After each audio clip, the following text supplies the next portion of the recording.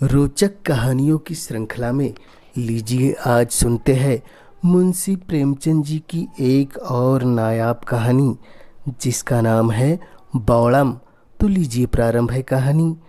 मुझे देवीपुर गांव गए 5 दिन हो गए थे, पर ऐसा एक दिन भी न होगा कि बौड़म की चर्चा नहीं हुई हो।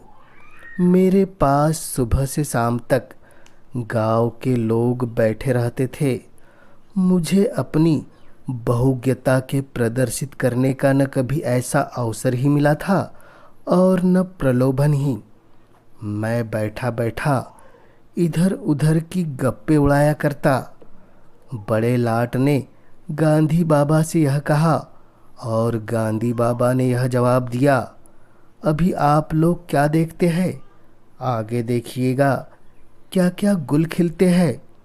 पूरे 50,000 जवान जेल जाने को तैयार बैठे हुए हैं। गांधी जी ने आज्ञा दी है कि हिंदुओं में छूत छात का भेद न रहे, नहीं तो देश को और भी अधीन देखने पड़ेंगे।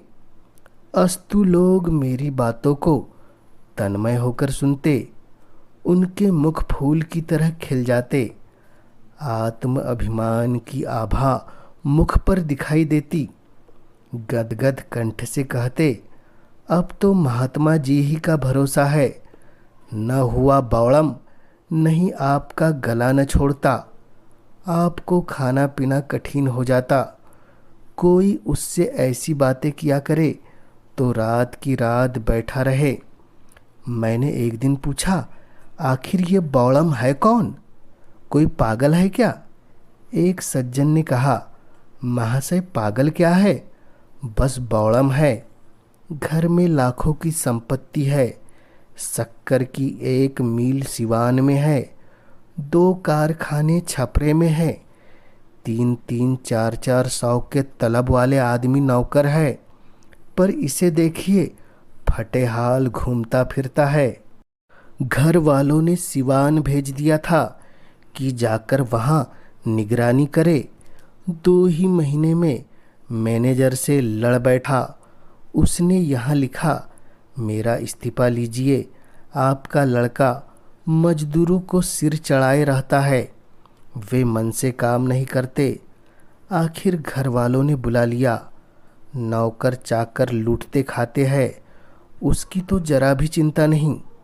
जो सामने आम का बाग है, उसकी रात दिन रखवाली किया करता है।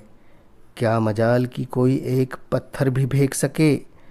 एक मियाँ जी बोले, बाबूजी घर में तरह तरह के खाने पकते हैं, मगर इसकी तकदीर में वही रोटी और दाल लिखी हुई है और कुछ खाता ही नहीं।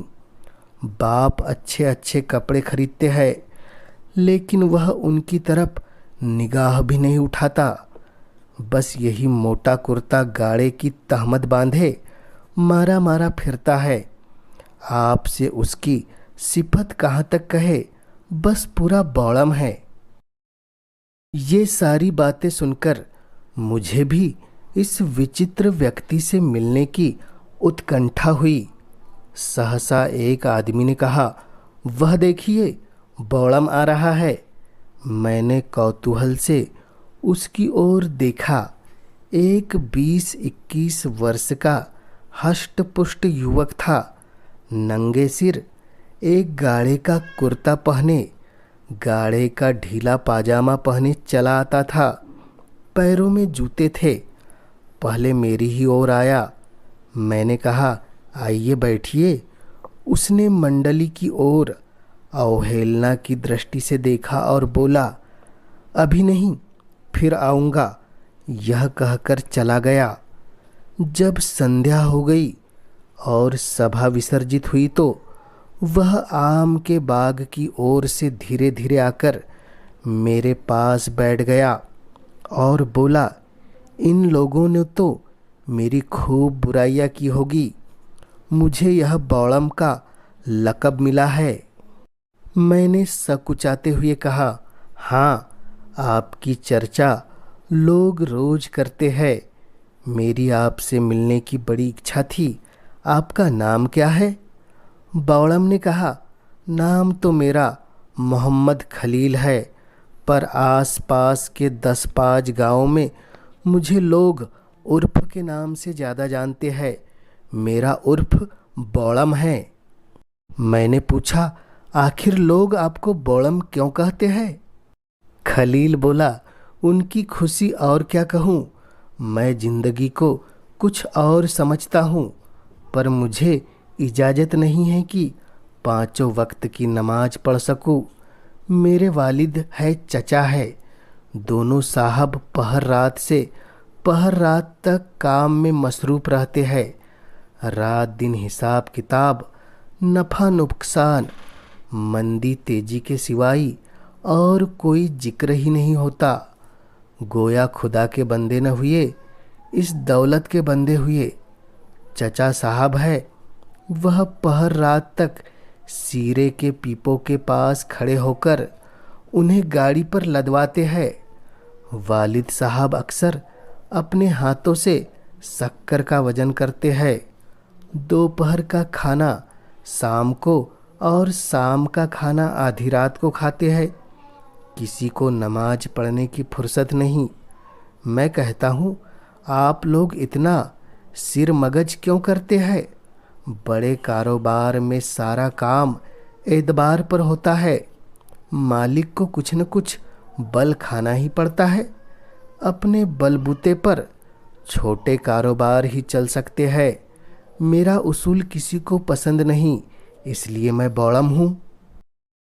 मैंने कहा, मेरे ख्याल में तो आपका उसूल ठीक है।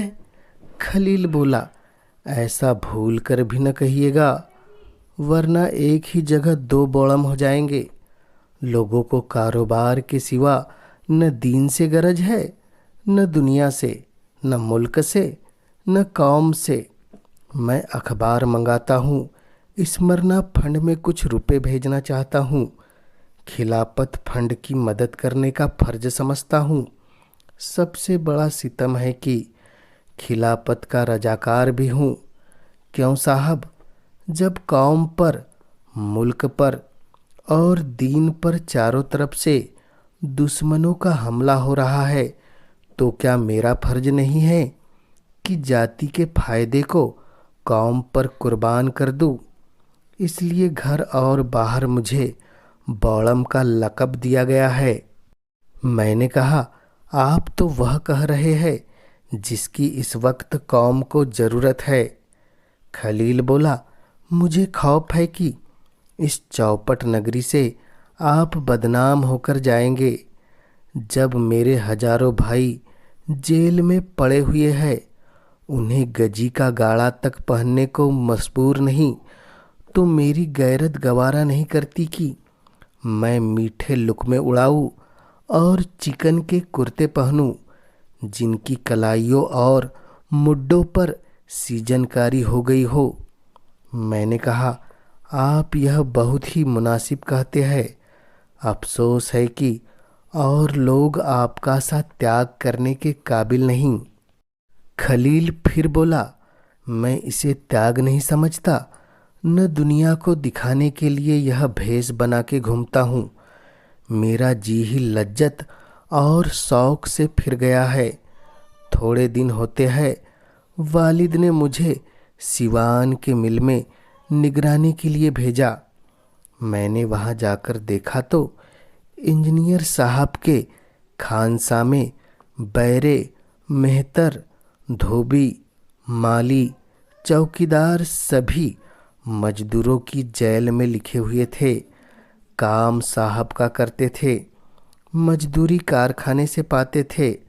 साहब बहादुर खुद तो बेउसूल है, पर मजदूरों पर इतनी सख्ती थी कि अगर 5 मिनट की देर हो जाए तो उनकी आधे दिन की मजूरी काट दी जाती थी। मैंने साहब की मिजाज पुरसी करनी चाहिए, मजदूरों के साथ रियायत करनी शुरू की। फिर क्या था, साहब बिगड़ गए, इस्तीफे की धमकी दी। घर वालों को उनके सब हालात मालूम है। पल्ले दर्जे का हरामखोर आदमी है, लेकिन उसकी धमकी पाते ही सबके होश उड़ गए। मैं तार से वापस बुला लिया गया और घर पर मेरी खूब लेदी हुई पहले बौड़म होने में कुछ कोर कसर थी, वह पूरी हो गई। न जाने साहब से लोग क्यों इतना डरते हैं। मैंने कहा, आपने वही किया जो इस हालात में करना चाहिए था, बल्कि मैं तो पहले साहब पर गबन का मुकदमा दायर करता, बदमाशों से पिटवाता, तब बात करता। ऐसे हरामखोरों की यही सजाएं होनी चाहिए। खलील ने फिर कहा, फिर तो एक और दो हो गए। अफसोस यही है कि आपका यहाँ कयाम न रहेगा। मेरा जी चाहता है कि चंद रोज आपके साथ रहूं। मुद्दत के बाद आप ऐसे आदमी मुझे मिले हैं जिससे मैं अपने दिल की बातें कह सकूं। इन गवारों से मैं बोलता भी नहीं। मेरे चाचा साहब को जवानी में एक चमारिन से ताल्लुक़ हो गया था। उससे दो बच्चे, एक लड़का और एक लड़की पैदा हुए। चमारिन लड़की को गोद में छोड़कर मर गई। तब से इन दोनों बच्चों को मेरे यहाँ वही हालत थी जो यतीमों की होती है। कोई बात न पूछता था। उनको खाने पहनने को भी न मिलता। बेचारे नौकरों के साथ खाते और बाहर झोपड़े में पड़े रहते थे। जनाब, मुझसे यह देखा न गया। मैंने उन्हें अपने दरख्त खान में खिलाया और अब भी खिलाता हूँ। घर में कोहराम मच गया। जिसे देखिए मुझ पर त्योरिया बदल रहा है, मगर मैंने परवाह नहीं की। आखिर है वह भी तो हमारा ही खून, इसलिए मैं बौड़म कहलाता हूँ। मैंने फिर कहा, जो लोग आपको बौड़म कहते हैं वे खुद ही बौड़म है। खलील बोला, जनाब, इनके साथ रहना अजीब है।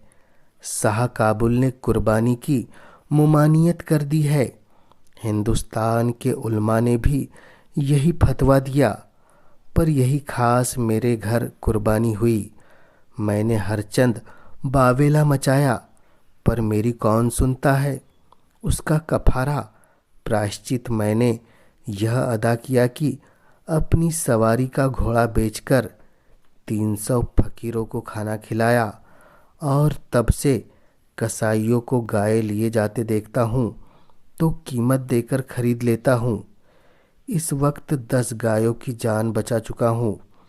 वे सब यहाँ हिंदुओं के घरों में है। पर मज़ा यह है कि जिन्हें मैंने गाय दी है वे भी मुझे बौड़म कहते हैं।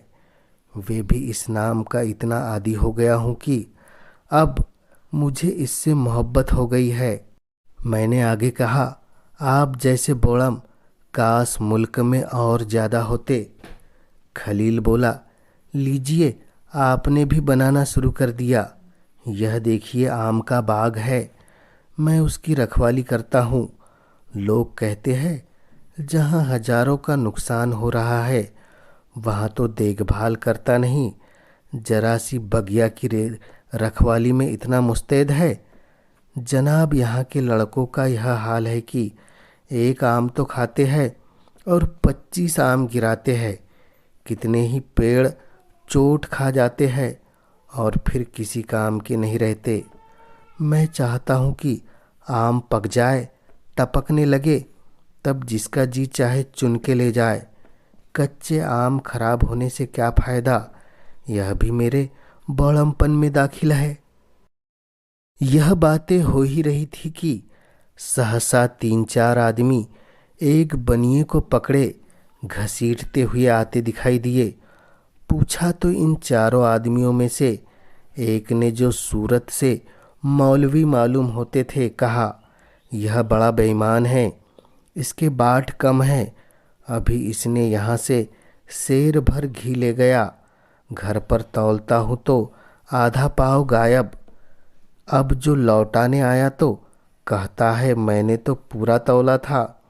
पूछो, अगर तूने पूरा तौला था तो क्या मैं रास्ते में खा गया? अब ले चलता हूँ थाने पर, वहीं इसकी मरम्मत होगी। दूसरे महाशय, जो वहाँ डाक खाने के मुंशी थे, वह बोले, इसकी हमेशा की यही आदत है। कभी पूरा नहीं तौलता। आज ही 2 आने की शक्कर मंगवाई। लड़का घर लेकर गया तो मुश्किल से 1 आने की थी। लौटाने आया तो आंखें दिखाने लगा। इसके बातों की आज जांच करनी ही चाहिए। तीसरा आदमी अहिर था। अपने सिर पर से खली की गठरी उतार कर बोला, साहब यह 11 की खली है, 6 सेर के भाव से दी गई थी। घर पर तौला तो 2 सेर हो गई। लाया कि लौटा दूंगा, पर यह लेता ही नहीं। अब इसका निपटारा थाने में ही होगा। इस पर कई आदमियों ने कहा, यह सचमुच बेईमान आदमी है। बनिए ने कहा, अगर मेरे बाट रत्ती भर कम निकले तो 1000 रुपये डांड दूँ। मौलवी साहब ने कहा, तो कमबख्त टांकी मारता होगा। मुंशी जी बोला, टांकी मार देता, यही बात है। अहीर ने कहा, दोहरे बाट रखे हैं, दिखाने को और बेचने को कोई और। इसके घर की पुलिस तलाशी ले। बनिए ने फिर प्रतिवाद किया। पकड़ने वालों ने फिर आक्रमण किया। इस तरह कोई आधा घंटा तकरार होती रही। मेरे समझ में न आता था कि क्या करूं। बनिए को छुड़ाने के लिए जोर दूं या जाने दूं। बनिए से सभी जले हुए मालूम होते थे। खलील को देखा तो गायब, न जाने कब उठकर चला गया। बनिया किसी तरह न दबता था, यहाँ तक कि थाने जाने से भी नहीं डरता था।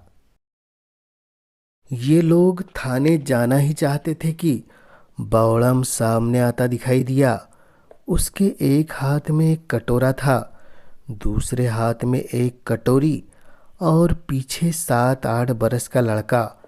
उसके आते ही मौलवी साहब से कहा, यह कटोरा आप ही का है काजी जी? मौलवी ने चौंक कर कहा, हाँ है तो फिर तुम मेरे घर से इसे क्यों लाए? बौड़म बोला, इसलिए कि कटोरे में वही आधा पाव घी है जिसके विषय में आप कहते हैं कि बनिए ने कम तौला। घी वही है, वजन वही है। बेईमानी गरीब बनिए की नहीं है, बल्कि काजी हाजी मौलवी जहूर अहमद की। मौलवी बोले, तुम अपना बौड़मपना यहाँ न दिखाना, नहीं तो मैं किसी से डरने वाला नहीं। तुम लखपति होंगे, अपने घर के होंगे, तुम्हें क्या मजाल था मेरे घर जाने का? बौड़म बोला, वही जो आपको बनिए को थाने में ले जाने का है। अब यह घी भी थाने जाएगा। मौलवी सिटपिटा कर बोले, सबके घर में थोड़ी बहुत चीज़ रखी ही रहती है, कसम कुरान शरीफ की। मैं अभी तुम्हारे वालिद के पास जाता हूँ। आज तक गांव भर में किसी ने मुझ पर ऐसा इल्ज़ाम नहीं लगाया था। बनिया बोला, मौलवी साहब आप जाते कहाँ हैं? चलिए, आपका हमारा फैसला थाने में होगा। मैं एक न मानूंगा। कहलाने को मौलवी दीनदार ऐसे बनते हैं कि देवता ही है, पर घर में चीज रखकर दूसरों को बेईमान बनाते हैं। यह लंबी दाढ़ी धोखा देने के लिए बढ़ाई है। मगर मौलवी साहब न रुके।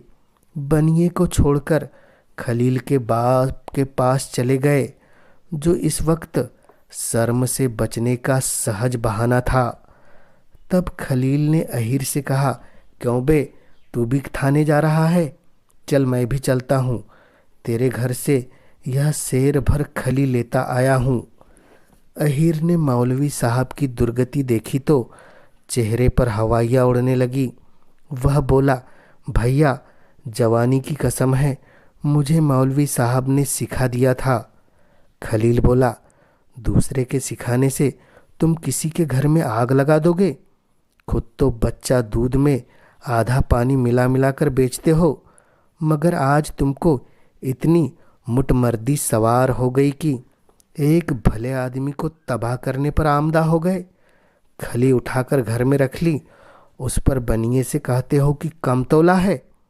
बनिया बोला, भैया मेरी लाख रुपए की इज्जत बिगड़ गई, मैं थाने में रपट किए बिना न मानूंगा। अहीर बोला, साहू जी अब की माफ़ करो, नहीं तो कहीं का नहीं रहूँगा। तब खलील ने मुंशी जी से कहा, कहिए जनाब, आपकी कलई खोलूं या चुपके से घर की राह लीजिएगा? मुंशी बोले, तुम बेचारे मेरी कलई क्या खोलोगे? मुझे भी अहिर समझ लिया है कि तुम्हारी भपकियों में आ जाऊंगा। खलील ने लड़के से कहा, क्यों बेटा, तुम शक्कर लेकर सीधे घर चले गए थे? लड़का बोला, मुंशी जी ने सशंक नेत्रों से देखकर कहा, बताऊंगा। मुंशी बोला, लड़कों को जैसा सिखा दोगे वैसा कहेंगे। खलील बोला, बेटा अभी तुमने मुझसे जो कहा था फिर वही कह दो।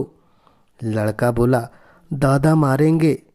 मुंशी बोला, क्यों, तूने रास्ते में शक्कर फाँक ली थी ना? लड़का रोने लगा। खलील बोला, जी हाँ, इसने मुझसे खुद कहा, पर आपने उससे तो पूछा नहीं। बनिए के सिर हो गए, यह शराफत है। मुंशी बोला, मुझे क्या मालूम था कि उसने रास्ते में यह शरारत की। खलील बोला, तो ऐसे कमज़ोर सबूत पर आप थाने क्यों चले थे? आप गवारों को मनी आर्डर के रुपए देते हो तो उस रुपयों पर 2 आने अपनी दस्तूरी काट लेते हो, टके के पोस्ट कार्ड आने में बेचते हो। अब कहिए, तब साबित कर दूं? उसे क्या आप बेईमानी नहीं समझते हैं? मुंशी जी ने बौड़म के मुंह लगना मुनासिब न समझा। लड़के को मारते हुए घर ले गए। बनिए ने बौड़म को खूब आशीर्वाद दिया। दर्शक लोग भी धीरे धीरे चले गए। तब मैंने खलील से कहा, आपने इस बनिए की जान बचा ली, नहीं तो बेचारा बेगुनाह पुलिस के पंजों में फंस जाता। खलील बोला, आप जानते हैं कि मुझे क्या सिला मिलेगा? थानेदार मेरा दुश्मन हो जाएगा, कहेंगे यह मेरे शिकारों को भगा दिया करता है।